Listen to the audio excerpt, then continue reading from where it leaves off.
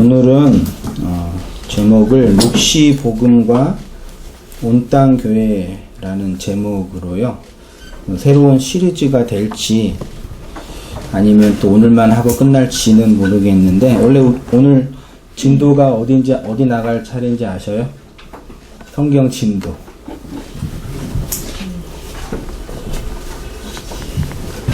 지난주에 요한복음 몇 장 했죠? 4장. 네, 4장 했죠? 참석 안 하신 분이 아셔. 참석하면 다 까먹으셨어요?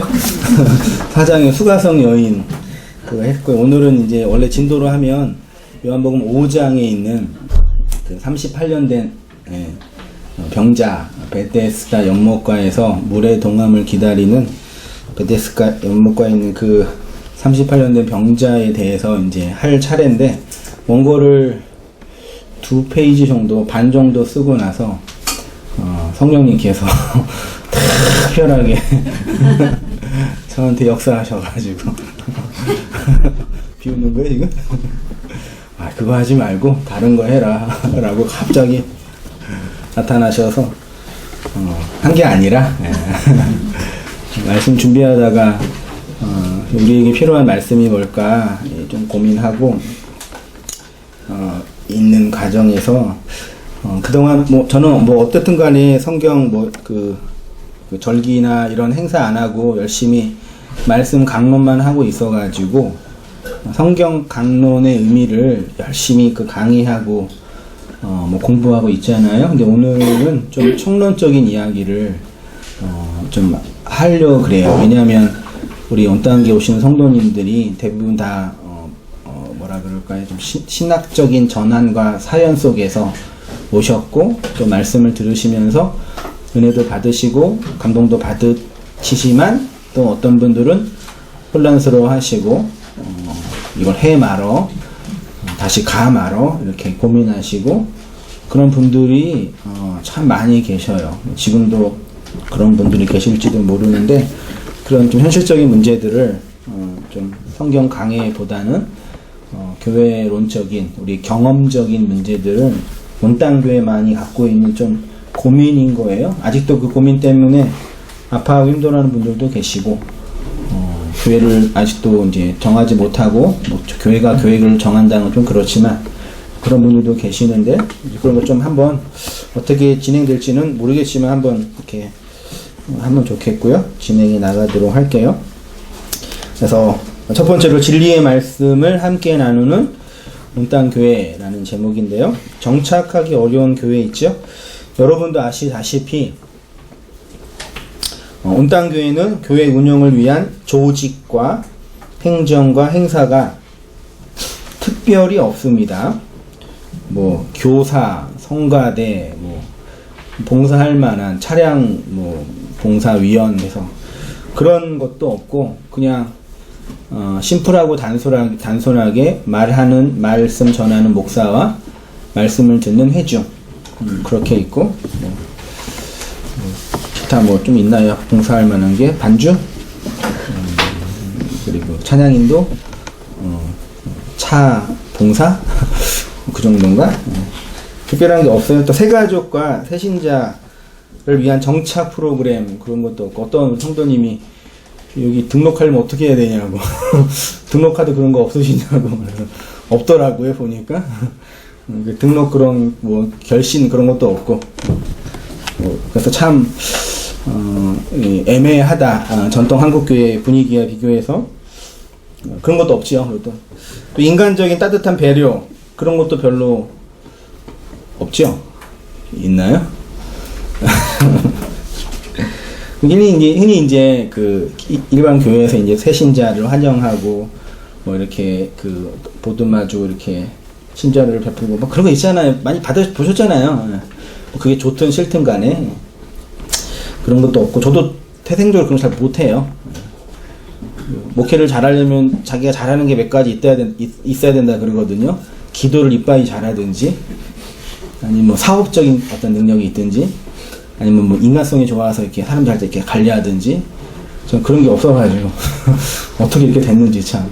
오로지 말씀, 죽어도 말씀, 살아도 말씀, 그걸로만 하고 있는 것 같아가지고 그래서 참 어떤 의미에서는 정착하기가 만만치 않은 교회다 라고 말씀하시는 분들이 간혹 있으셨습니다.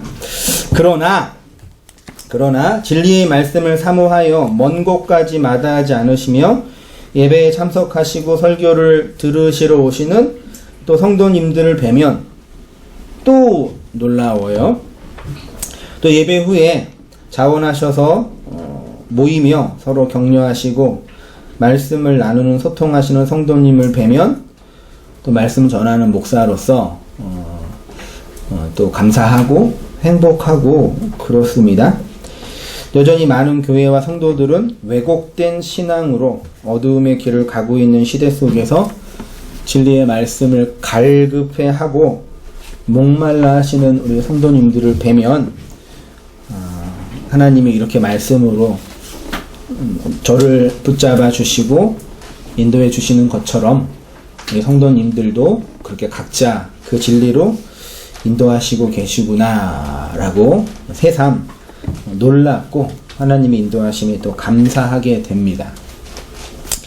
오늘은 묵시복음과 온땅교회라는 제목으로요, 우리가 함께 모여서 진리의 말씀을 배우고 나누고 교제하는 이유에 대해서 신학적으로 경험적으로 정리를 하고요, 온땅교회가 진리 안에서 건강하게 성장하여서 진리의 말씀을 찾는 가난한 영혼들, 갈급한 심령들을 어떻게 잘 세워가야 할지를 고민하고 나누는 시간이 됐으면 좋겠어요. 그래서 성경의 개별적인 말씀의 의미를 강론하는 시간보다는 총론적이고 교회론적이고 신학교에서 말하자면 교회 성장학, 교회 관리학, 교회 운영 이런 것들을 한번 현실적인 문제에 대해서 한번 얘기해 볼 테니까요.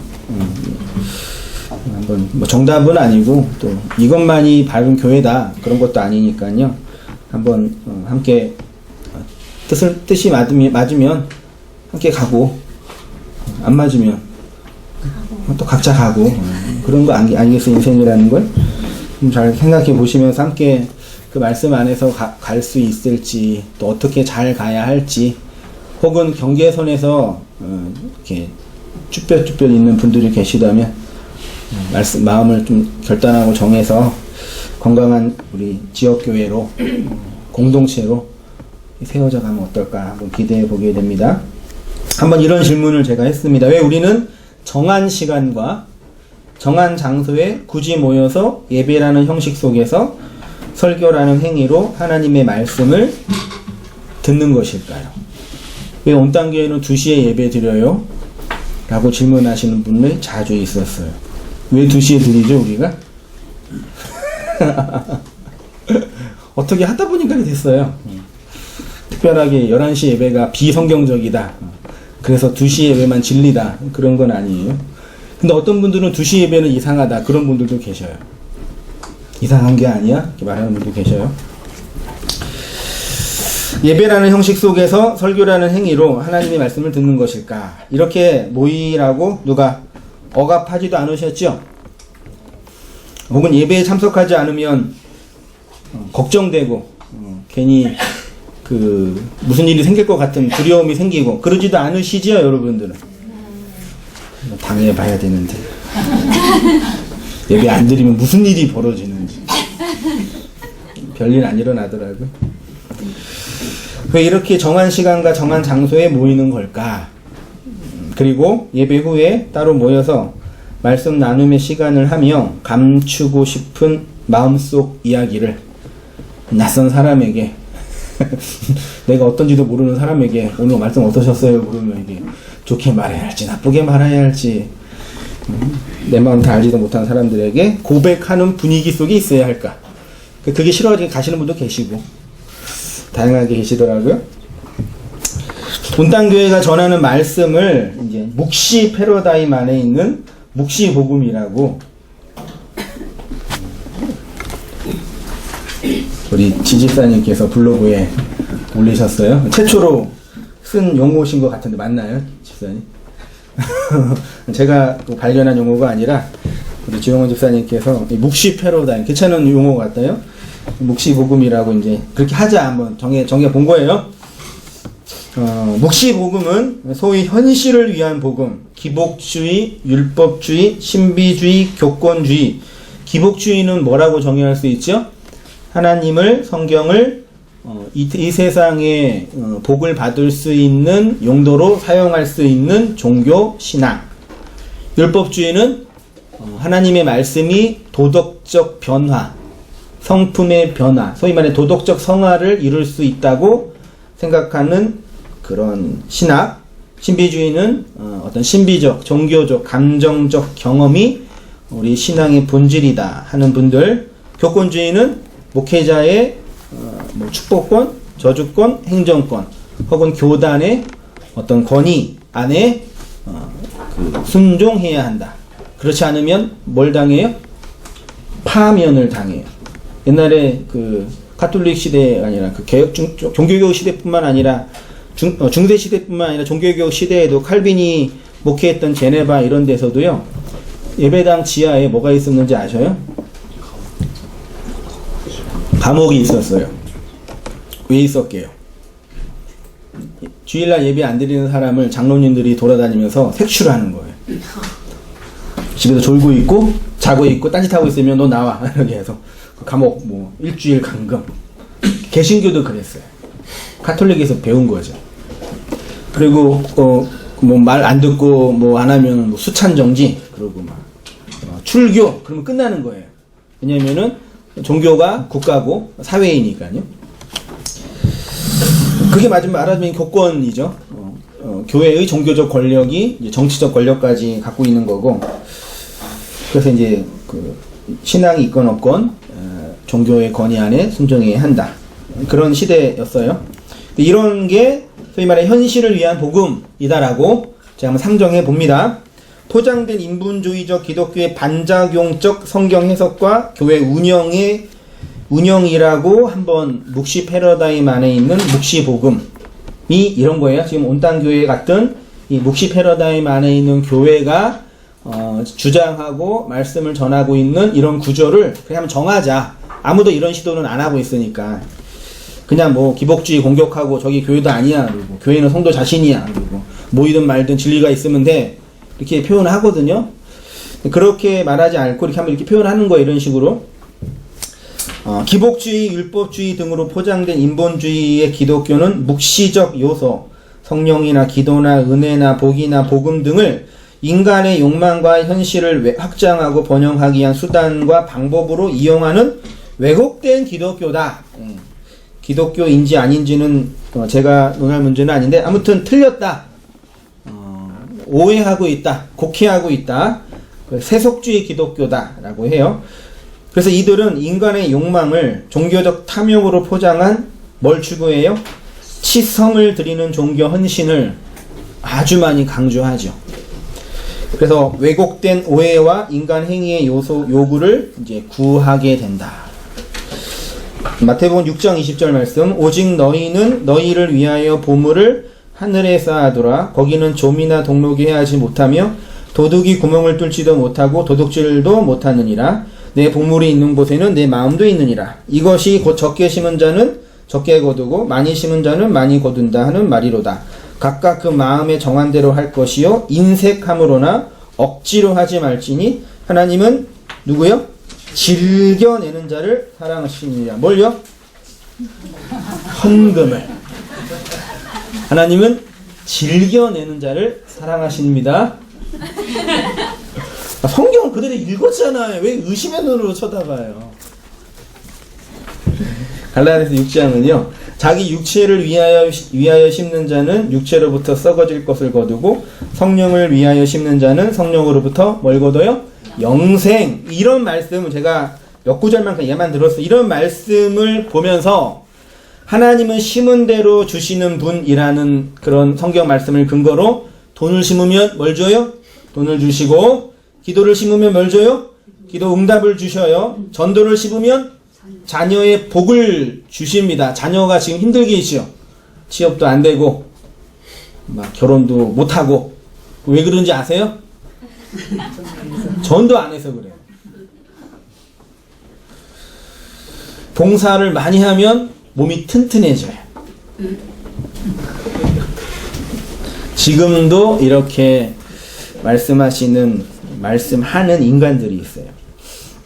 그리고 더 불쌍한 거는 그런 얘기를 들으면서 그렇게 따라가는 성도들도 있어요. 이런 왜곡된 성경 해석으로 사람들을 다루는 무당과 같은 일을 하고 있다. 오늘날 우리 시대에 기복주의, 율법주의, 신비주의, 교권주의, 기타 등등으로 표현할 수 있는 그러한 이제 한계고, 이런 개신교의 한계를 개신교회 안에서 자성하고 개혁하자는 운동이 계속 일어나고 있어요. 여러분이 알고 있는 그런 목사 정도가 아니라 신학교 안에서도 끊임없이 이런 갱신 운동이 신학적으로든 그 조직적으로든 이렇게 끊임없이 일어나고 있어요. 근데 이제 대세는 아니죠. 자, 이러한 왜곡된 기독교를 극복하기 위한 기독교를 묵시복음이라고 하자라고 하는 겁니다. 예. 묵시복음은 기본적으로 치성을 드리는 종교 구조에서 이해하기 어려운 방식으로 성경 해석, 인생 역사를 해석합니다. 다시 말해 율법적 사고와 종교적 행위를 무너뜨릴 수밖에 없는 성경 해석과 삶을 강조하지요. 이런 율법적 사고와 행위의 무너짐은 자기 의의를 쌓고 인생 불안, 염려를 극복하기 위한 치성을 드리는 종교 행위를 더 이상 하지 못하게 해요. 율법과 행위의 규범으로 외적 억압의 틀에서 행하지 못하게 하는 것이 묵시복음이다 라고 말할 수 있어요. 그래서 옛날처럼 기도도 못하고 이전처럼 헌금하지도 못하고 옛날처럼 교회 봉사를 못해요. 왜요? 옛날에는 헌금하면 하늘에 내 헌금이 쌓인다고 믿었기 때문에 헌금했었고, 옛날에는 교회 봉사하면 내가 열심히 하면은 자녀라도 하나님께서 어여삐 여기시지 않을까라는 기대를 가지고 교회 봉사했단 말이에요. 근데 그렇게 아니라는 걸 알았단 말이에요. 그래서 어떻게 해요? 헌금 없고 봉사 없고 교회 출석 없어요. 나쁘지 않아요. 근데 이제 문제가 생겨요. 여기서 어떤 문제가 생길까요? 또 다른 문제가 생겨요. 경험적으로. 그래서 이러한 묵시복음을 듣게 되면 어떤 현상이 일어나냐면, 그동안 율법의 행위와 외적 억압으로 행하였던 종교적 행위가 완전히 무너지게 된, 말씀을 들었다면요. 쉽게 말해 외적인 행위로 자신의 신앙을 지키는 모든 방식이 무너지게 됩니다.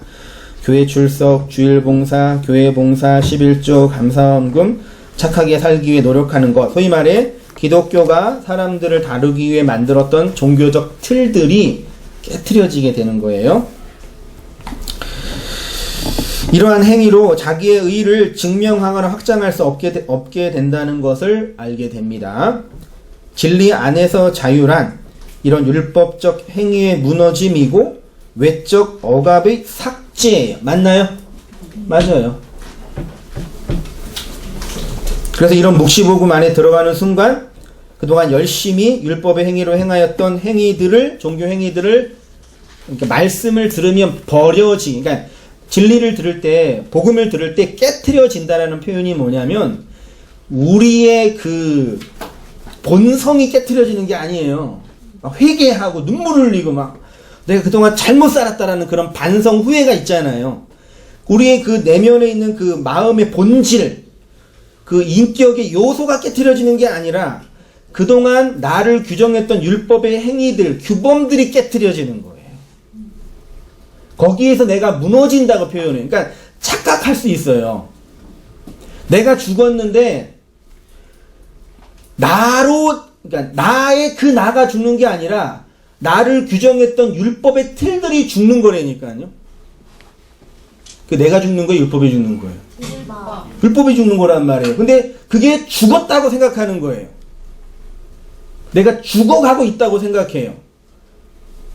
말씀을 들을 때는. 근데 일상을 살면은 어떻게 해야 돼요?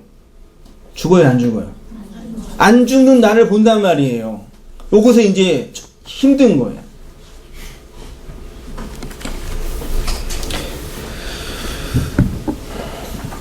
그러니까 맨 처음에 말씀 듣고 그 한계의 효용의 법칙에 의해서 경험되는 그 새로운 말씀에 대한 충격, 감동, 감화, 은혜, 이런 요소들이 있는데 시간이 지나면서 그걸로는 안 되는 그 인간의 본질적, 그 악마적, 짐승의 내면이 일어나요. 말하자면 옛날에 율법주의, 기복주의는 그것들을 적당한 틀로 막은 거예요. 근데 그게 깨트려지니까 나의 내면을 담을 만한 그릇이 없는 거예요. 말하자면. 표현을 하자면요.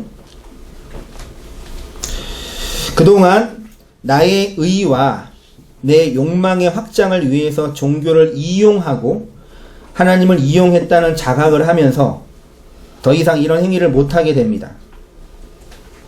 그래서 더 심해지면 어떻게 돼요? 다른 사람의 그런 행위를 보면서 뭐예요? 비판해요. 미친듯이 교회 봉사하고 있는 어떤 사람들을 보면 어떤 마음이 드세요? 불쌍해. 왜? 막 힘에 지나도록 헌금을 내고 있는 성도들을 보면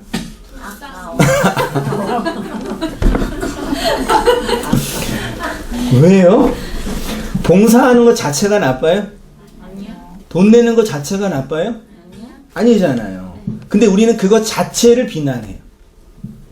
마치 신앙이 깊지 못한 사람의 행위라고 뭐죠? 지긋한 눈으로 이렇게 유치하게 쳐다보는 교회를 꼬박꼬박 출석하는 성도를 보면 아직도 율법에 갇혀있는 불쌍한 영혼이라고. 그건 본질이 아니에요. 그거는. 많이들 이렇게 오해하고 착각하셔요. 자, 복음이 주는 진정한 변화 있지요. 복음은 사람을 변화시키나요?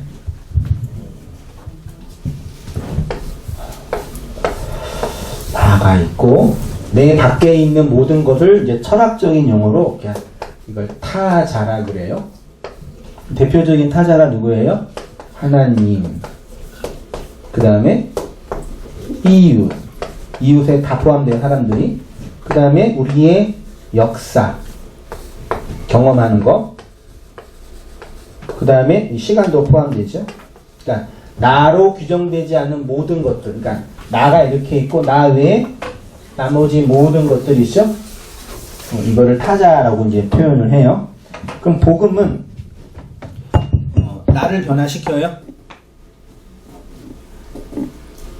어떻게 생각하세요? 그리스도의 진리는 우리 각자를 변화시키나요? 변화돼요? 안 돼요? 내가 변화돼요? 안 되죠. 나는 안 변해요? 그러면 복음은 이 타자를 변화시켜요? 환경을 바뀌어주고? 아니요. 이웃을 변화시키고? 아니요. 하나님이 변하고? 아니요. 그럼 복음은 아무것도 변화시키지 못하네요? 그럼 우리가 왜 믿어야 되냐? 변화된 게 있어요. 그러니까 변화라고 할 때 그동안 율법주의는 우리가 착한 사람으로 바뀌어진다. 도덕적인 사람으로 성숙해진다. 이렇게 이해했죠. 그런 게 도덕적 성화라고 표현을 하는데 흔히. 그런 거 없죠. 그런 사회 규범이고 윤리 도덕이에요. 그럼 그 뭐가 변하냐? 뭐가 변하냐면 나가 타자를 바라보는 뭐가 변해요? 그건 이제 제가 제 표현을 인식. 그 인식이라 론이라고 표현하면 인식. 또 뭐라 그랬어요? 해석. 받아들임, 해석. 그러니까 말하자면 인식의 지평이 확장되는 거예요. 이전에 하나님을 요만큼 봤는데 복음과 진리가 들어오면 그 이상의 하나님이 보이는 거예요. 요만큼 볼 때는 이렇게 협소하고 편협하게 보죠. 죄를 범하면 죽이시고 조금 착한 일 하면 살리시는 그런 하나님. 진리가 들어오니까 더 넓은 하나님이 보이는 거예요. 됐죠? 타자도 마찬가지요. 겉으로 볼 때는 재수 없어 진짜. 근데 그렇게 재수 없을 이유가 있단 말이에요. 어떤 관계에서 특별한 행동을 해. 도덕적으로 볼 때는 말도 안 되는 행동이에요. 근데 그 타자를, 이웃을, 사람을 이해하니까 그렇게 행동하는 폭이 넓어지는 거예요. 그럼 내가 변하는 거예요? 타자가 변하는 거예요? 내가 나의 본질이 변하는 게 아니라 내가 바라보는 뭐라고 세계 표현한 쉽게 말하면 세계관인데 이걸 이제 칸트는 이제 그 이 세상을 바라보는 인식의 틀을 이렇게 표현을 한 건데, 그러니까 이게 답답하네. 세계가 다르게 보이는 거예요. 그러니까 말하는 게 다르게 보여요. 내가 그러니까 저도 경험을 하면 대학생 때 수련회 가서 막 은혜 받고 도전 받고 오면은 산에서 내려오면 세상이 다르게 보여요. 세상이 옛날에는 떨어지는 낙엽을 보면서 우울하고 인생이 뭔가 우울해했는데 은혜를 받으면 떨어지는 낙엽을 보면서 하나님의 진리를 본단 말이에요. 그러니까 그런 거는 이전에 내가 잘 보지 못했던 영역에서의 넓은 세계관, 인식의 전환, 혹은 성숙, 이게 복음이 우리를 변화시키는 것의 본질이에요. 그러니까 어떤 사람은 열심히 기도하고 신앙생활을 잘하면 내가 변한다고 생각하는 거예요. 근데 그 변하지 않는 나를 보면서 절망하죠. 열심히 타자와 세상을 위해서 기도하면은 환경이 바뀐다고 생각하는 거예요. 근데 바뀌어요, 안 바뀌어요? 안 바뀌는 거예요. 그래서 거기서 절망해요. 내가 이렇게 노력했는데, 내가 이렇게 기도했는데, 내가 이렇게 애를 썼는데, 여러분은 안 그러실 것 같아요? 아니에요. 사람은 동일한 선상에서 기뻐하고 동일한 선상에서 슬퍼해요. 자식이 잘 되고 자식이 내가 원하는 대로 잘 움직여지면 엄마 아빠가 기쁘고 행복하고, 자식이 안 되고 내가 원하는 대로 안 되면 슬프고, 월급이 올라가면 감사하고, 승진하면 하나님이 살아계신 것 같고, 좌천되면 하나님 죽은 것 같고, 안 그러냐고요, 우리가. 그거를 잘 이용해 먹은 종교 집단이 기복주의 기독교예요. 그 현실이 없어지는 게 아니라 현실을 잘 시각적으로 만든 거예요. 그게 무당이고 말하자면 우리의 현실이니까요. 그러니까 여러분이 우리가 진리를 잘 배우고 말씀을 잘 배우면 어떤 게 변화되는지 아시겠죠? 어떤 세계관이 되는지, 어떻게 우리가 회복이 되는지 아시겠죠? 여전히 나는 그 나예요. 오히려 더 감퇴하고 더 약화돼요. 육체는 더 아파지고, 환경은 점점 더 우리를 힘들게 해요. 읽어볼게요. 복음은 나의 환경이나 타자를 내가 원하는 방식으로 뭐 하는 거예요?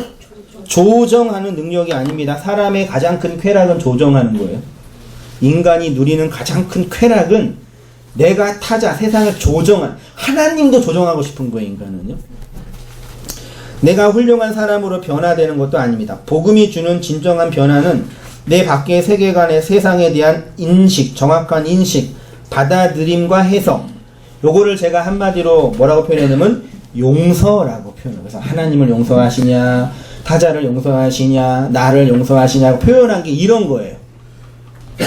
내 밖에 있는 역사와 타자는 내가 주도적으로 선택하거나 조정할 수 없습니다. 불가항력적인 타자들이에요. 그래서 이러한 것들이 내가 원하는 방향과 바람으로 움직이지 않을 때 우리는 고통을 받아요. 말하자면 율법 아래 선악 욕망으로 살아가는 보편 인간은요, 타자들을 조정하고 싶어해요. 기도를 하고 헌금을 내고 봉사를 하고 교회 참여를 하고 무엇인가 하면서요. 이렇게 하고 싶은 인간의 욕망으로 똘똘 뭉쳐있는 집단이 뭐예요? 그게 정치 집단이에요. 뭐 진보적인 색깔이 강한 사람은 진보적인 정치 집단을 모여서 헤게모니를 모아가지고 세상을 조정하고 싶은 거죠. 보수주의를 지향하는 사람은 모여서 헤게모니를 모여가지고 보수적인 어떤 정치가 펼쳐지기를 원하는 거잖아요. 그래서 옛날에는 이런 싸움을 어떻게 했냐면 칼로 죽이고 총으로 쐈단 말이에요. 이런 싸움. 그래서 지금은 그렇게 하면 안 되니까 뭘로 해요? 투표로. 1인 1투표제 하면서 다수결의 원칙으로 자기가 원하는 욕망을 표출하는 거죠. 그렇게 살아요, 인간은. 그러니까. 그러나 묵시복음 안에서 경험하는 진리는 정반대입니다. 이 타자들을 내가 진리로 해석하고 용서하고 받아들이는 차원인 거죠. 내가 내 밖에 있는 세상을 해석하는 거예요. 그 해석을 뭘로 근거로? 이 성경이라는 텍스트를 근거로 나와 세상을 해석하는 거예요. 그럼 이전에 보지 못했던 다른 세상, 넓은 세상이 보이죠? 그걸 용서라고 표현하는 거예요. 더 쉬운 말로 역사와 타자를 바라보는 세계관의 변화, 인식의 전환. 그러니까 세계관의 변화, 인식의 전환을 하기 위해서는 뭘 해야 돼요? 타자들의 의미, 역사들의 의미를 바르게 분석해야 한단 말이에요. 그 말씀을 강론한다는 게 정확한 표현이에요. 말씀의 의미를 분석하고 펼치는 거라니까요. 세상을, 나를, 의미를. 예. 어떤 정치학자는 한국의 보수와 진보를 이렇게 평가했습니다. 부패한 보수주의는 자신들의 넓은 가슴으로 세상을 품었는데 그 넓은 가슴이 부패하여 썩어서 냄새가 진동하고, 진보주의는 부패하여 썩지는 않았지만 세상을 품기에는 가슴이 너무 좁아서 그 좁은 가슴에서 피가 철철 나고 있다. 보수주의는 기득권과 결탁할 가능성이 많이 있기 때문에 부패할 가능성이 많이 있고, 진보주의는 기득권을 공격하기 때문에 청렴할 수 있지만 세상의 모든 것을 품기에는 너무 좁고 편협하다. 그렇게 표현을 했어요. 누가 말을 세게 해요? 보수주의자가 세게 해요? 진보주의자가 세게 해요? 요즘에 보수도 세게 하던데. 보수는 그러면 안 돼요. 보수는 다 품고 이렇게 해줘야 돼, 원래. 극보수. 극우라 그러죠. 그는 진짜 백해무익한 종자들이에요. 그러니까 보수가, 그러니까 자기만의 어떤 그 욕망, 헤게모니를 이렇게 하기 위해서 사람도 죽이는 것도 충분히 할 수 있는 사람들이거든요. 원래는 보수주의는 좀 넓은 가슴으로 좀 이렇게 품고 기다려주고 천천히 가는 거예요. 원래는. 근데 한국은 엄밀하게 그런 보수가 사실은 없는 것 같아요. 진보주의는 계속 공격하는 거예요. 원래는 그러는데 한국이 특이해. 요거를 제가 말씀드리는 이유는 뭐냐면, 그냥 이렇게 비유를 굳이 하자면 기복주의 기독교를 보수주의라 한번 환원해 보고, 그냥요. 그 다음에 묵시복음을 한번 진보라고 한번 환원해 보자. 예, 이게 꼭 맞는 거 아니에요. 뭐 정치 얘기했다고 기분 나빠하지 마세요. 기복주의 기독교는 복에 환장한 사람들로 하나님을 이용해서 성공하고 자기 욕망의 탐욕을 채우려고 하여 입을 크게 벌리고 넓은 마음으로 세상을 품는 사람들입니다. 묵시복음으로 자기 깨어짐과 자기 죽음을 경험한 진리의 성도들은 자기 죽음의 아픔으로 역사와 타자를 마음으로 품지 못하여 자신의 고결함만을 주장하려고 합니다. 기복주의는 복을 받기 위해 그렇게 열심히 치성을 들이지만 묵시복음은 복을 받지 못한다는 걸 이미 알았기 때문에, 현실적인 복이요, 아예 자신을 행위를 포기하는 쪽으로 가는 게 아니냐.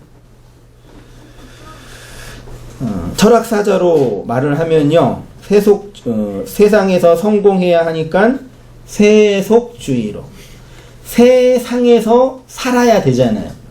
세상에서 성공해야 되잖아요. 그걸 세속주의라고 하고요. 한쪽은 세상을 비판해야 하니까 뭘로 가요? 염세주의 철학으로 가요. 2000년, 3000년의 철학 사조가 항상 그래왔고, 기독교 사조도 이 틀을 크게 벗어나지 못했어요. 그러니까 한쪽으로 이렇게 진자운동 하는 것처럼 세상이 번영하고 성공하고 막 그럴 때는 이건 아니야. 인간의 존재는 이 세상에서 먹고 사는 것만이 아니고 더 넓고 은혜로운 그 세계가 있을 거야. 일로 가요. 일로 가요. 일로 가다가 막 전쟁이 일어나고 기근이 일어나고 서로 죽이고 하려고 그러면 염세주의가 가득할 거 아니에요. 이 세상이 힘드니까, 핍박이 일어나니까. 그럼 못 살아요. 다 어디로 들어가요? 산으로 들어가고 바다로 들어가고 다 구석으로 들어가고 삶을 못 산다니까요. 그렇게 시작한 기독교가, 초기 기독교, 예수님 이후에 이제 로마 지하 카타콤에 일어났던 그런 사람들. 그래서 그분들이 경험했던 기독교는 되게 염세적이에요. 문명 자체를 못 만들어요. 그래서 거기에 있다 위로 올라가가지고 이제 문명을 만들었는데, 이 문명을 만들었는데 어떻게 해요? 너무 타락해가지고 미쳐버린 거예요. 그게 중세 기독교 그런 그룹이란 말이에요. 그러니까 이런 게 항상 왔다 갔다 그런단 말이에요. 우리 인생도 마찬가지라니까요. 인생이 힘들고 어렵고 좌절할 때 또 다른 쪽으로 가고 싶은 마음이 있고, 또 거기에서 절망하고 좌절할 때 또 일로 간단 말이에요. 이론과 실제 볼게요. 여기서 묵시복음을 깨달은 성도의 어려움이 하나 있습니다. 그러니까 여러분, 기복주의 기독교가 깨트려지는 좋은 방법은 뭐예요? 예수님 믿으면 복 받는다. 그 복은 현실적인 복이니까. 그 복이 깨트려지는 좋은 방법은 예수님 믿어도 저주 받는구나. 그게 들어오면 돼요. 여러분 다 저주를 받으신 거예요. 그래서 이렇게 너 망한 게 아니라 조직의 쓴맛을 본 거죠. 와, 신입사원들 막 와서 돌아서 막 어떻게 열심히 하겠습니다 막 그러잖아요. 이런 막 하잖아요. 부장님이나 이제 이사님이 조직의 쓴맛을 좀 보여줘야지 과장시키잖아요. 군대도 그러잖아요. 우리는 숨을 쉬고 있는 동안에 인간의 어떤 행위에서도 자유로울 수 없습니다. 묵시복음을 깨달아 진리가 되면 모든 행위에서 자유롭다는 것은 이론적으로는 맞지만 이론이 실제로 완벽하게 적용되지는 못하죠. 왜냐하면 우리는 율법의 세상에서 율법의 육체를 가지고 율법의 판단 속에서 살아가고 있기 때문입니다. 하나님의 말씀을 하나님의 말씀에 흡족한 그 감화를 받을 때 행복하세요? 맛있는 음식을 먹을 때 행복하세요? 뭐가 더 행복해요?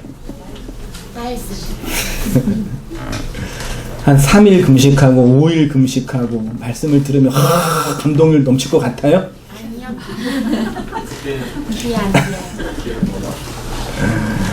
우리는 육체를 갖고 있기 때문에 기본적으로 육체적 이 욕망에 충족이 되지 않으면 못 살아요.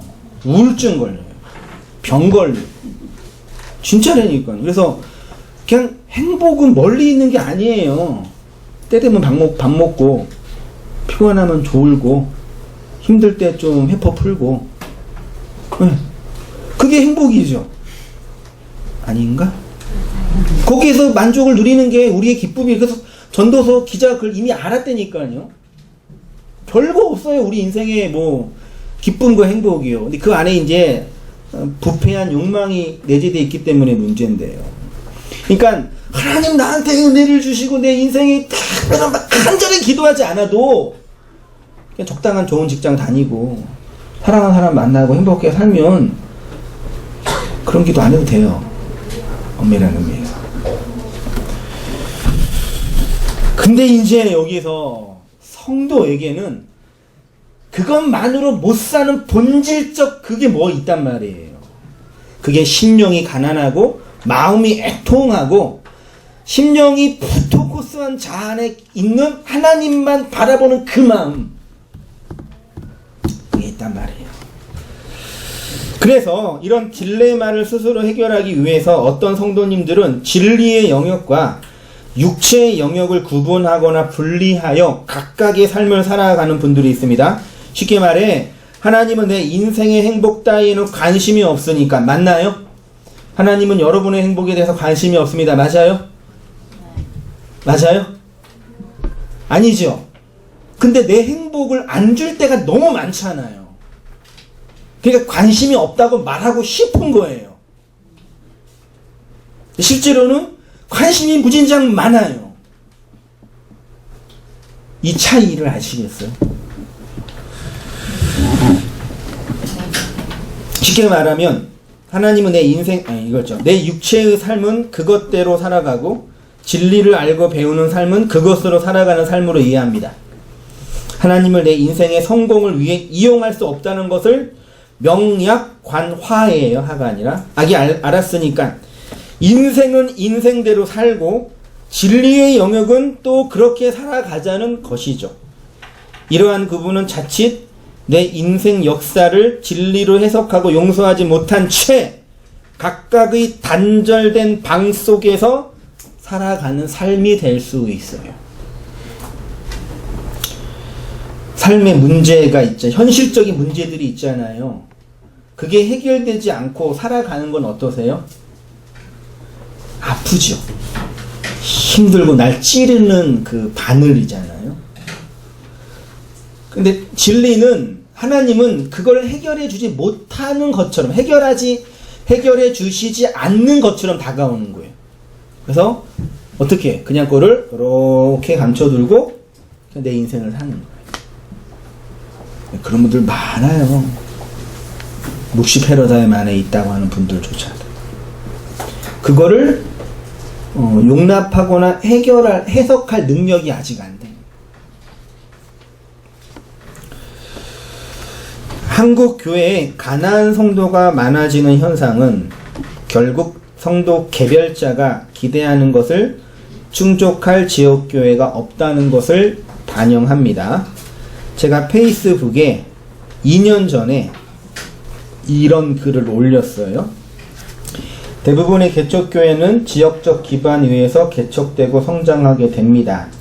그런데 온땅교회는 노원구 공릉동에 있지만 서울 전 지역에서 함께 예배합니다. 노원구, 성북구, 강북구, 강동구, 은평구, 마포구, 동작구, 관악구, 구로구, 경기도까지 그렇게 많이 계시지도 않은 성도님이신데 참 멀리서 오시는 분들이 많습니다. 방문하시고 등록하신 성도님들의 말씀이 집 앞에 교회는 많이 있는데 막상 성경의 진리를 배울 수 있는 교회는 거의 없다고 하십니다. 그래서 더 온땅교회가 복음의 진리를 잘 가르쳐 유리하고 방황하는 수많은 영혼들을 주께로 인도하는 교회가 되기를 간절히 바라게 됩니다. 이렇게 페이스북에 2년 전에 올려놨는데 어떤 분이 이렇게 답을 썼습니다. 맞습니다, 목사님. 예배는 드리되 목사님처럼 성경 말씀을 조목조목 가르쳐주는 교회는 없습니다. 있어도 별로 없습니다. 온땅교회 다니시는 성도님 중에 이렇게 고백하시는 분들이 있어요. 목사님, 더 이상 다닐 교회가 없어요. 그 온땅교회 왜 오시는 거예요? 다닐 교회가 없어서 오시는 거예요? 다닐 교회가 생기면 안 오신다는 얘기죠, 그거는. 물론 아까 오전에 좋은 표현을 해주셨는데 제가 너무 이렇게 삐딱하게 얘기한 거 일부러요. 근데 그 의도가 담겨져 있는 거예요. 만약에 바로 집 앞에 다닐 교회가 있으면 간다는 얘기잖아요. 고개를 끄덕이시고. 온땅교회 그렇게 오지 마세요. 만날 여자가 없어서 이 사람 만나면 기분 좋겠어, 이 여자가요? 다닐만한 필연적 이유가 있어야죠. 다닐만한 필연적 이유가 다닐만한 교회가 없기 때문에.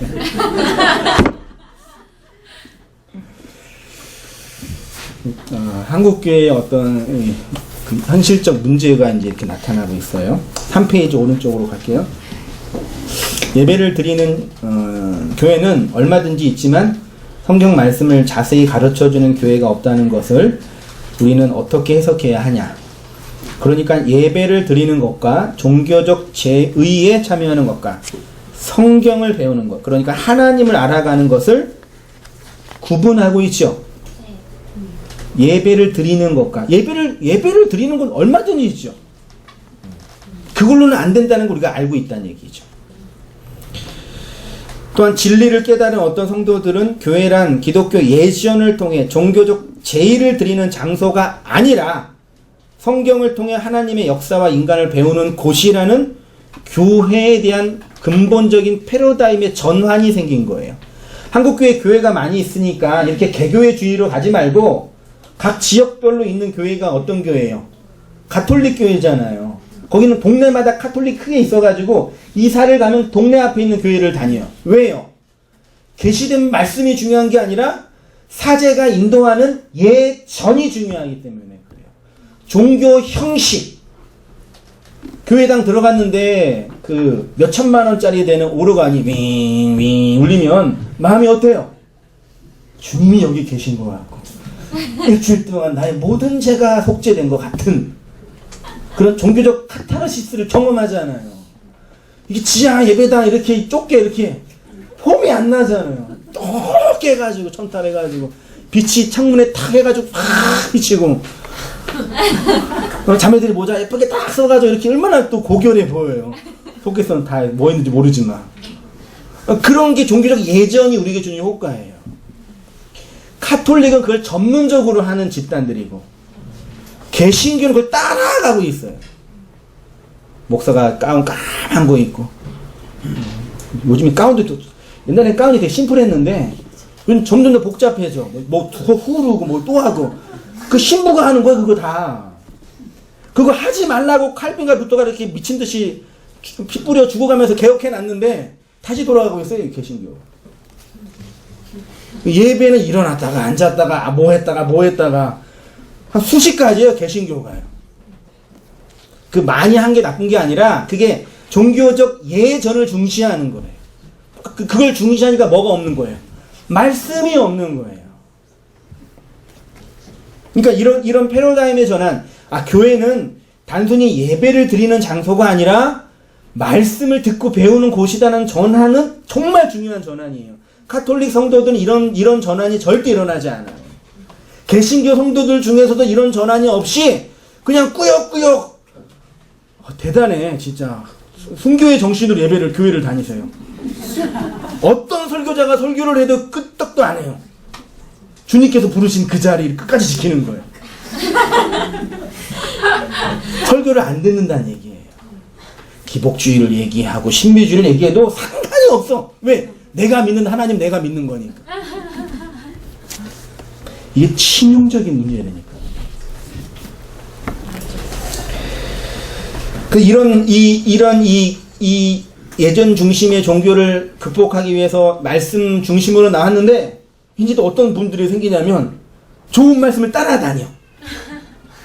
설교 잘하시는 교회 목사를 따라다녀. 또 이런 문제도 생겨요. 벌써 은혜 받은 거예요? 살아있음의 능력이잖아요.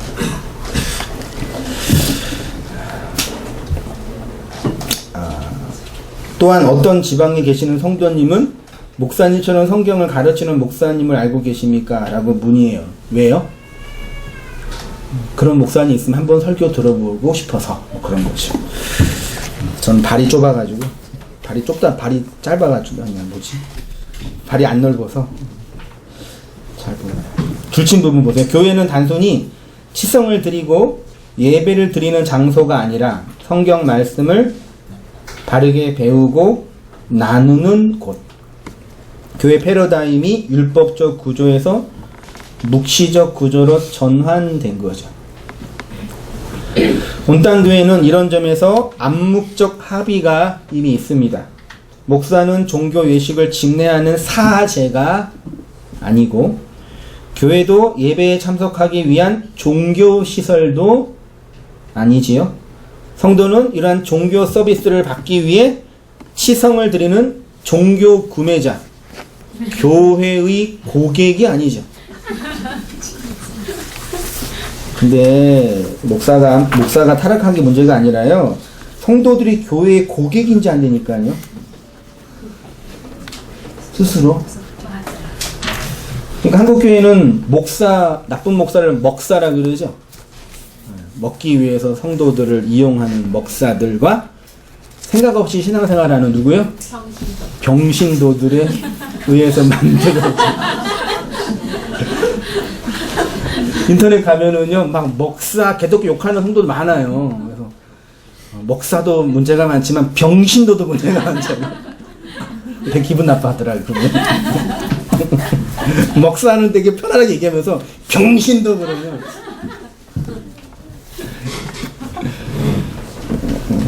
유유상종. 가짜는 개편? 뭐 그런가? 닮아가고 비슷해 가는 거예요. 교회는 하나님의 말씀을 가르치고 배우는 곳이고, 그래서 여기서 중요한 화두가 하나님의 말씀을 가르치고 배운다라는 건 뭐냐. 됐죠, 이제? 교회는 말씀의 진의를 배우고 의미를 가르치고 배우는 곳이죠. 제가 여러분한테 늘 말씀드렸는데, 사람이 사람을 가르칠 수 있나요? 아니요. 근데 교회는 가르치는 곳이라면서요. 내 안에 있는 말. 내 안에 있는 말. 그러니까 가르친다라는 게 이해가 돼야 돼요. 그러니까 누가 누구를 가르친다라는 그 의미가 뭔지를 잘 아셔야 돼요. 그러니까 여러분이 하승희 목사 설교를 통해서 기타 말씀을 통해서 뭘 배우셔야 되는지를 아셔야 돼요. 그래야지 이 묵시 패러다임 안에서 진짜 생명 안에 거할 수 있어요. 물론 하나님이 이끌어 가시겠지만. 보세요. 교회가 말씀을 가르친다라는 것은 정보의 전달을 하는 것을 의미하지 않지요? 가르치는 것과 정보를 전달하는 것은 근본적으로 다르지요? 정보를 전달하고 전달받는 것에는 뭐가 필요 없다고요? 권위가 필요 없어요. 그래서 이 권위가 중요하게 나타나요. 권위. 그러나 가르침에는 반드시 뭐가 필요해요? 권위가 필요해요. 정보 전달 어디 들어가면 다 나와요. 인터넷. 네. 네이버, 구글, 유선생 누군지 아세요? 유튜브. 요즘은 다 유선생님한테 배워요. 웬만한 거 다 있어요, 진짜요. 그러니까 정보는 인터넷에 쌓여 있어요. 그러니까 그 현대 이제 앞으로 4차 산업혁명이 되는 이제 이 시대는 어떤 사람이 성공하냐면 이 다양한 정보를 어떻게 분석하고 해석해서 의미 있는 것으로 적용하냐. 이게 되게 중요해요. 공부가 뭐 하는 거예요? 정보를 수집한 다음에 분석해서 얘기하는 거예요. 그러니까 저 설교 준비할 때 그러니까 말씀을 공부하는 건 언어 공부하고 철학과 막 하면서 정보가 쌓여 있잖아요. 데이터가 다 있어요. 인터넷 영어를 하면 더 잘 알아요. 다 있잖아요. 그걸 이제 분석하면 뭐가 필요해요? 시간과 유체가 필요해요. 시간을 투자해야 된단 말이에요. 딴짓 안 하고 열심히 모아놨죠. 그걸 어떻게 해야 돼? 이제 내 것으로 재해석해야 돼요. 이게 어려워요. 자기가 갖고 있는 편견, 그러니까 이걸 재해석을 잘하는 사람이 이제 학자, 탁월한 이제 강연자가 되는 거예요. 그래서 이어령 교수인가 어떤 교수님이신가 그분 서재가 어떻게 돼 있냐면 책이 별로 없고 컴퓨터가 대여섯 대 있어요. 그 나이 드신 그분 그 컴퓨터로 자료를 다 모은 다음에 그것들을 종합해서 얘기를 하는 거예요. 대단한 그 천재죠. 그러니까 말씀을 배운다라는 얘기는 이렇게 여러 가지 자료와 정보를 이렇게 내가 습득하는 게 아니라니까요. 그 가르침에는 반드시 권위가 필요합니다. 우리는 권위주의적 시대에 살아왔기 때문에 권위에 대해 오해하고 너무 곡해하고 있습니다. 권위는 말하자면 생명이 있느냐 없느냐, 경험을 했느냐 못했느냐, 그 사람의 입장에서 전달하느냐 못하느냐의 문제입니다. 가르침에는 반드시 권위가 있어야 합니다. 권위가 없는 가르침은 가르침이 아니라 지식의 나열과 정보의 전달.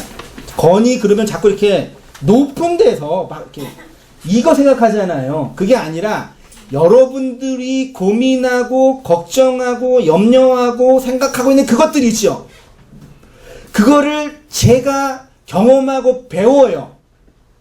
그거를 나누는 걸 권위 안에서 나누는 거예요. 딴 얘기가 아니라, 딴 소리가 아니라, 나랑 상관없는 소리가 아니라, 내가 고민하고 있고, 내가 찾고 있고, 내가 아파하고 있는 그 얘기를 어떻게 저분이 저걸 잘 알지? 날 어떻게 알지? 표적 설교. 이런 얘기를 할 정도로 여러분이 고민하고 있는 그 얘기 있죠? 그 제가 표적으로 하는 게 아니라, 그거를 제가 경험하는 거예요. 그럼 여러분도 경험한다니까요? 말씀을 모르고 진리 앞에서 고민하는 성도를 향해서 갈 때, 그 지체와 그 성도가 아파하고 있는 그거 있지요. 그 내가 고민했던 거라니까요. 있잖아요. 그거를 얘기해 주는 걸 권위로 가르친다라고 표현하는 거예요. 너 이거 안 들으면 너는 안 돼. 뭐 이런 게 아니라요. 그런 의미에서 가르침은 없다 그거예요.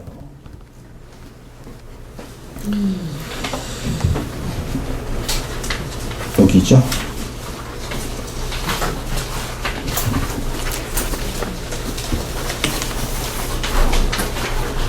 3페이지가 끝났나요?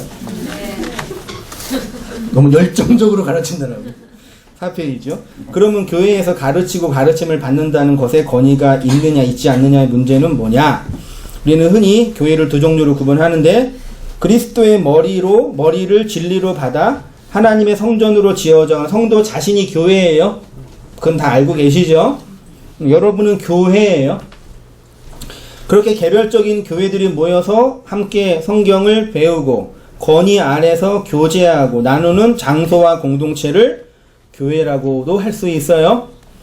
이 두 가지를 하나의 개념으로 종합하면 교회란 두껍겠죠. 진리의 말씀을 나누며 그들의 마음이 나누어지는 그 현장과 내용. 쉽게 말해 여러분이 일주일 동안 하루 내내 주님과 동행하며 사셔요? 네. 설거지할 때, 업무 볼 때 주님이 나와 함께 하고 계심을 늘 자각하세요? 아니요. 아니시죠? 네. 그 주님이 함께 계시는 게 아니에요? 아니요. 아니죠. 우리 일상을 살 때는 일상을 사는 거예요. 근데 그렇게 계속 살다 보면은 어떤 생각이 들어요? 내가 주님이 나와 함께 하시는 게 맞나? 계속 그러면 계속 그럼 말씀 듣지 않고 계속 살아보세요. 어떻게 돼요? 내가 믿는 사람 맞나? 이런 생각 든다니까요. 그래 나는 뭐 아무것도 안 해도 그 진리가 나를 이끌 거야. 안 그래요. 사람은 끊임없이 변해요. 그게 일상생활은 뭔데 그렇게 있다가 언제 하나님이 나와 함께 계심이 이게 뼈저리게 경험되냐면 언제? 말씀. 이렇게 말씀을 나누고 권위 안에서 경험하고 소통하고 배울 때 그렇지 하나님이 나와 함께 하시지 내 인생을 이렇게 간섭하시지 나를 이렇게 인도하고 계시구나를 뼈저리게 느끼는 거예요. 그러니까 삶이 없으면 말씀이 은혜가 안 돼요. 삶의 현실을 해석할 능력이 안 되면 말씀을 아무리 들어도 딴 얘기고 내 마음에 안 들어와요. 이게 긍정적으로도 그렇게 얘기할 수 있고 부정적으로 볼 때도 여러분의 인생에 큰 어려움과 정말 미치도록 환장한 일들이 벌어질 때 있잖아요. 그때 말씀이 들려요, 안 들려요? 안 들린단 말이에요. 왜요? 그 말씀이 나의 이런 어려운 문제를 해결하지 못하는 것처럼 느껴지니까. 해석이 안 돼요. 쉽게 얘기하면 또 뭐 쉬운 예로 세월호 선상에서 아이들이 죽어갔잖아요. 예수 믿는 부모 있잖아요. 그 아이들이 죽어가는 그 현실을 아이가 그 죽어가는 현실의 고통을 해석하지 못하니까 말씀이 들려요, 안 들려요? 미치는 거예요. 하나님이 내 인생을 간섭하지 않는 것 같고 나를 버려둔 것 같고 나는 지금 뭐지? 근데 말씀이 들린다, 깨닫게 된다는 건 뭐냐면 이 나의 이 절망적인 현실이 그 진리의 말씀으로 해석이 되는 거예요. 그 용서, 용납이라 그러는 거죠. 우리 각자는 다 나름대로의 그 세월호 부모님이 경험했던 것과 같은 차원의 감추고 싶은 그 상처들이 있다니까요. 근데 그거를 해석을 못하는 거예요. 그래서 덮어요. 덮어서 그냥 두는 거예요. 그래서 그건 이렇게 두고 나머지 영역을 사는 거예요. 살다가 하나님께서 반드시 기필코 마지막 그 하나 에스카토스 고두란테스를 건든다. 그러니까 그걸 빨리 용서해 가고 해석해 가는 이 인식의 성숙과 지혜가 이렇게 생기는 차원이 아니면 우리의 인생 그 숙제를 반드시 이렇게 풀어가야 돼요. 다 그 안에서 그 길 속에 걸려 넘어지신다니까요. 말씀 들으셔도 여러분이 이렇게 지금 은혜가 되고 고민을 하면서 들으셔도요, 인생을 사시다가 그런 말도 안 되는 그런 용납될 수 있는 그 문제가 부딪힐 때 해석이 안 된다니까요. 그러니까 꼬꾸라지시는 거예요.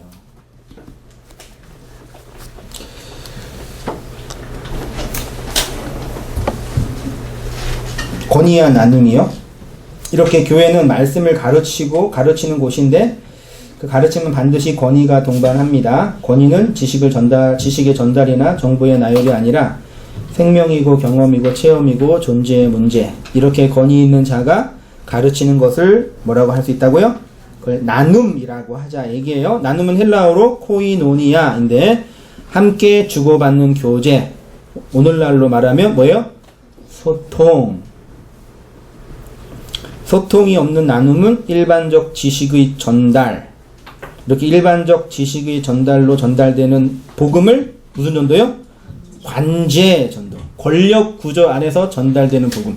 교수가 학위를 받고 있는 대학원 학생한테 너 종교가 뭐야? 물어보는 거야. 왜요? 나는 기독교거든? 어떤 마음이 들까요? 마음이 어떨까요? 대학원 해봤어요? 교수님이 너 종교가 뭐야? 나는 기독교야. 그럼 어떤 종교라고 말해야 할 것 같아요? 기독교예요. 우리 교회에서 그 새생명 축제를 하는데 그럼 어떻게 해야 할 것 같아요? 그게 문명이 발전하지 않는 국가한테 가가지고 했던 방식이 그런 거예요. 아주 그냥 사람을 죽이는 거죠. 이런 권력은 똑같다니까요, 여러분요. 우리 똑같이 경험해요, 이 역사 속에서요. 하나님 믿으면 넘어갈게요. 그 권위는 뭐냐면 내가 학생이고 받는 사람이 교수가 아니라 내가 말씀을 듣는 이 사람의 그 경험, 이 사람의 그 고통 속에서 얘기하는 거예요. 그게 권위라고요. 설교자는 운명적으로 고난을 받을 수밖에 없어요. 저주를 받을 수밖에 없다니까. 왜요? 말씀을 들어야 할 성도가 그게 있으니까. 그러니까 전도가 어떻게 해야 되는지 아시겠죠? 소위 말해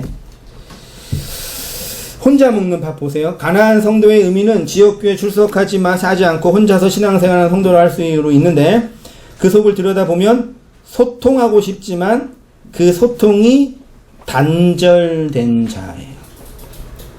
말하자면 요즘에 혼자 먹는 밥을 뭐라 그러죠? 혼밥이 맛있어요? 만찬이 맛있어요? 그건 망고 불변의 진리죠?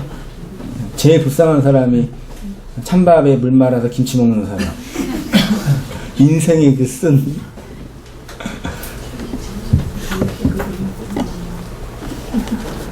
그 말씀 나누는 것도 같은 거예요.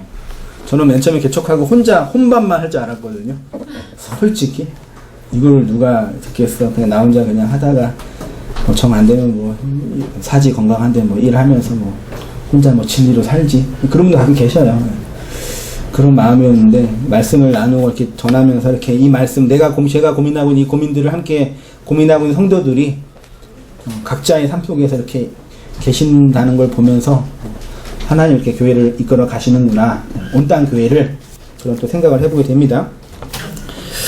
그래서 엄밀한 의미에서 가난한 성도는 존재할 수 없습니다. 성도라는 그 존재 자체가 소통과 나눔이라는 가르침의 권위 안에 하나님의 말씀을 들었다는 것 자체가 공동체성이 이미 있는 거예요. 이미야. 그 자체가요. 성부와 성자와 성령 속으로의 교제. 그 요한일서 1장 이번 주 다락방 15강에서 요한일서 1장 이하에 하나님과의 갑자기 말씀이 기억.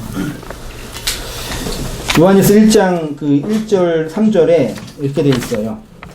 너희로 우리와 사귐이 있게 하려 함은 우리의 사귐은 하나님 아버지와 그 아들 예수 그리스도에 더불어 누림이다. 그러니까 하나님 안에서의 누림이 성도의 신앙의 경험이라니까요. 하나님들 연합된 그분과의 연합. 그게 성도의 공동체성이에요. 그러니까 혼자 있는 건 없어요. 말하자면 혼자 저 구석에서 혼자 예배 드려도 혼자가 아니에요. 말하자면 스스로 혼자라고 생각하는 거예요. 어떤 의미에서. 4페이지 오른쪽이요. 그래서 여기 묵시복음을 함께 나누는 지역교회의 중요성이 있습니다. 그것은 말씀의 나눔과 교제의 장으로서의 공동체다. 이는 그 가르침이 가르치는 것이 뭐요? 권위. 이 권위예요. 이 권위 뭔지 아시죠? 예수님이 서기관과 바리새인도 꼭 더 권력이 있으셨어요? 아니요. 니네가 안 들으면 죽어 그랬어요? 아니요. 그 권위가 이 권위인지 아시겠죠? 마태복음 10장 1절도요. 예수께서 그의 12 제자를 부르사 더러운 귀신을 쫓아내시며 모든 병과 모든 약한 것을 고치시는 권능. 오직 성령이 너희에게 임하시면 너희가 뭘 받아요? 권능. 그러면 뭐 돼요? 증인. 그러니까 성령의 능력을 이빠이 받아가지고 능력으로 팍 하는 게 아니라 그 바울이 경험했잖아요. 유대인들에게는 유대인이 되고 이방인에게는 이방인이 되고 그 전하는 그 사람의 그 고통과 현실 속에 들어가는 그게 권능이고 증인이라니까요. 여러분이 이 묵시복음과 진리를 듣고 마음의 고통과 율법이 깨트려짐과 나의 해체들이 경험하시죠. 아프고 고통스럽고 미치고 환장을 누르시잖아요. 근데 그거를 또 동일하게 이 사람도 경험한다니까요. 그래서 나누고 흘려줄 수가 있는 거예요. 그렇지 않은 사람 듣지도 않고 상관없고요, 그분들이. 성도는 존재 자체로 말씀의 권위가 있습니다. 말씀이 생명으로 성도의 인생 역사를 인도하기 때문에 그 말씀의 흔적, 말씀의 경험과 말이, 말씀의 나눔이 있습니다. 예수님이 제자들에게 성령이 임하기를 기다리라고 하신 이유는 성령, 즉 말이 임하여야 하지만 권능, 권위가 입혀지기 때문입니다. 말씀은 이렇게 권위 있는 자를 통해서 나누어지고 흘려가는 거죠. 이렇게 말씀의 권위 아래 있는 성도는 말씀의 다스림 아래 이 세상과 나를 뭐예요? 용서하고 받아들이는 진정한 변화와 성장, 세계관의 변화, 인식의 전환. 그게 바울이 어두운 가운데서 눈을 뜨게 하여 그랬잖아요. 사탄의 권세에서 하나님께로 그들의 어두움에 눈을 뜨게 하여 세상을 하나님의 그 마음으로 보게 하시는 거죠. 그래서 뭐 성도님 중에 말씀을 받고 은혜를 받으면 이 세상이 보인다. 왜 그런지 이해가 된다. 하나님께서 진리를 알라고 건네주신 과정들이다. 이런 고백하시잖아요, 여러분들이. 배우라고 주신 과정들이라는 거예요. 하나님을 용서하고 나를 용서하며 타자를 용서하는 자가 되어 이렇게 말씀을 받아 권위 아래 순종하며 살아가는 성도가 진리로 흘러가는 것을 나눔이라고 하고요. 이 나눔이 타자와 소통하게 하여서 진리로 흘러가는 복음이 확장되어 가는 것이다. 그래서 교회는 지금도 뭐 하고 있어요? 성장하고 있어요. 이 땅 교회 사람이 불려진다는 얘기가 아니라 하나님의 백성들, 이 진리를 받은 성도들은 은밀하고 비밀스럽게 그 말씀을 받으면서 확장돼 가고 있단 말이에요. 그게 보이시죠? 한국교회는 지금 망하고 있어요. 무너지고 있고 깨트려지고 있어요. 교회가 팔리고 있고 목사들은 다른 일 해야 될 수밖에 없는 구조가 되고 무너지고 있는데 그 속에 하나님의 백성들은 그 진리로 이렇게 흘러가고 있단 말이에요. 확장돼 가고 있고 새로운 블루오션이에요.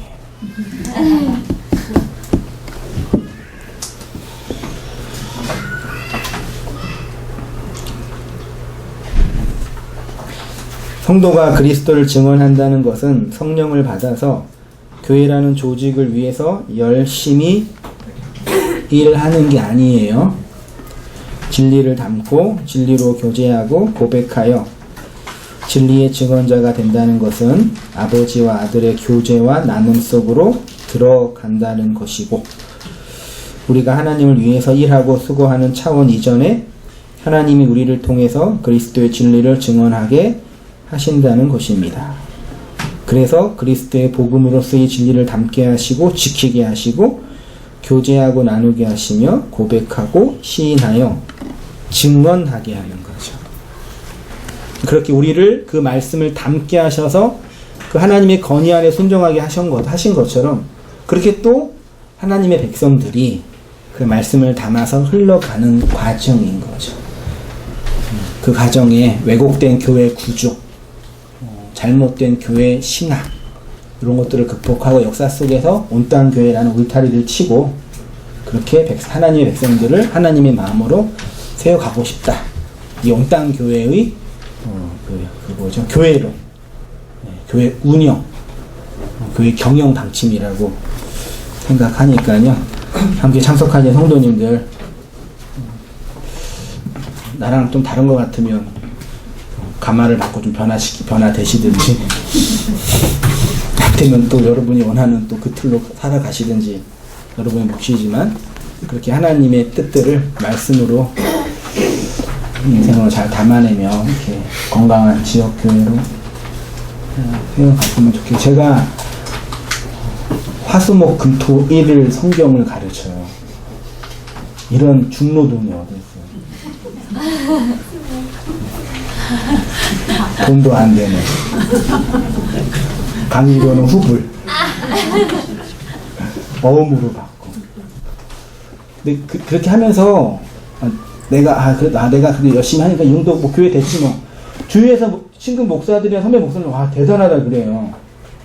저보고 개척했는데 이렇게 인터넷 공독까지 하면 70명 그 제적이 돼요. 한 명도 없었는데 이건 기적이에요.